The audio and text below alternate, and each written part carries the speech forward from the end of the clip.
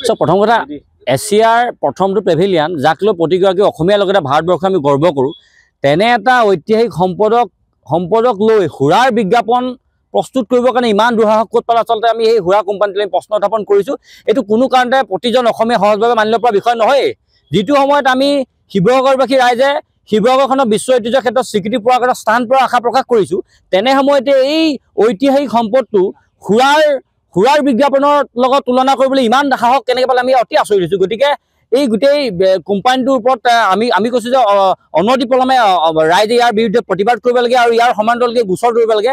আমি টাইমছ আটকে তাকে উত্থাপন কৰিছোঁ আৰু ইয়াৰ সমান্তৰালকৈ যদি অনতিপলমে এই সুৰা কোম্পানীটোৱে যদি বিজ্ঞাপনৰ বেক চাইডত থকা যিখন ফটো আমাৰ ঐতিহাসিক আমাৰ ৰংঘৰ ফটো দি ৰাখিছে এই ফটোখন তৎকালীনভাৱে যদি তেওঁলোকে আঁতৰাই তাৰ আমি ব্যৱস্থা গ্ৰহণ কৰিবৰ কাৰণে দাবী উত্থাপন কৰিছোঁ। আচলতে সংবাদ মাধ্যমত আচলতে এখন ছবি দেখি আচলতে বৰ্তমান সময়ত অসমবাসী হিচাপে আচলতে সমগ্ৰ অসমবাসী কিন্তু আজি লজ্জিত হৈ পৰিছে।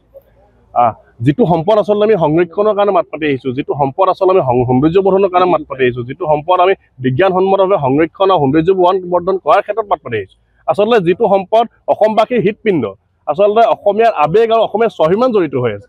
600 বছৰ ৰাজত্ব কৰা স্বৰ্ণীল ইতিহাসৰ এটা সম্পদ, সেই স্বৰ্ণীল ইতিহাসৰ এই সম্পদটোৰ লগত সম্পৃক্ত কৰি আচলতে যি এক সুৰাৰ যি এক এডভাৰটাইজ কৰিছে তাক আমি প্ৰথমে ধিক্কাৰ জনাইছোঁ অসমীয়া তৰফৰ পৰা। আচলতে ক'ত সাহস পালে তাহাঁতে সাহস ক'ত পালে আচলতে 600 বছৰ ৰাজত্ব কৰা স্বৰ্ণীল ইতিহাসৰ এই সম্পদটোক তেওঁলোকৰ সেই মদৰ এডভাৰটাইজৰ লগত তেওঁলোকে সংযোগ কৰিবলৈ সাহস ক'ত পালে, ইয়াৰ এটা প্ৰশ্ন আছে। গতিকে আমাৰ কথা হ'ল কি এইখিনি এনেধৰণৰ কাৰ্য আমি কোনো কাৰণতে গ্ৰহণ নকৰিম। কাৰণ অসমীয়া আৱেগ অসমীয়াৰ স্বাভিমান জড়িত হৈ থকা প্ৰতিজন অসমীয়া স্বাভিমান জড়িত হৈ থকা ৰংপুৰৰ হৃদপিণ্ড আচলতে এই ৰংঘৰটোক লৈ আচলতে যেনে বিকৃত এখন ছবি তেওঁলোকে প্ৰকাশ কৰিছে সুৰাৰ এটা এডভাৰটাইজ লৈ, তাত আমাক ক'বলগীয়া আছে। আৰু অসমীয়া তৰফৰ আমি আমাৰ স্থিতি এটাই কথা কৈছোঁ, কিন্তু এনেধৰণৰ এই সময়তে যদি আচলতে উচিত ব্যৱস্থা এই যিটো কোম্পানী আছে, এই যিটো সুৰাৰ কোম্পানী, এই কোম্পানীটোৰ বিৰুদ্ধে যদি বিহিত ব্যৱস্থা গ্ৰহণ নকৰে বিভাগীয় কৰ্তৃপক্ষে, তেনেহ'লে কিন্তু আমি বিভাগীয় কৰ্তৃপক্ষৰ বিৰুদ্ধে আমি গণতান্ত্ৰিকভাৱে কঠোৰ আমি আন্দোলন ল'বলৈ বাধ্য হ'ম।